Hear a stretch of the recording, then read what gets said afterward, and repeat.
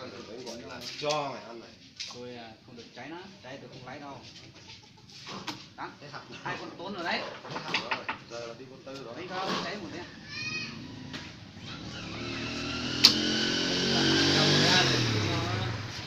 Cái con hạt của đó là cái nhỏ. Đây đi vừa một.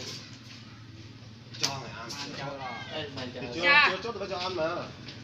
Cái nó đây. Đâu á? Yo, chỉ là cái đồ của mình viên thế.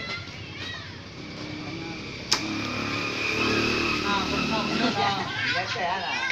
Vậy đó nè. Cha nè. Rồi đuôi. Này là cũng ngon cũng ít phần đó là còn trồng rắp lót nữa cho họ.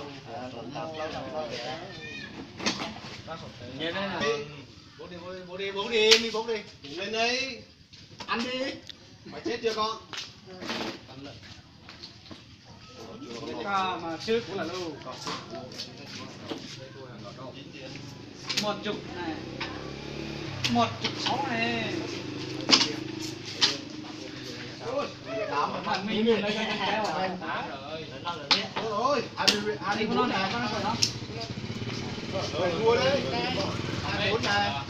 3 rồi. 28, 32. Đó. Thua bao rồi. 26. Là 2 điểm,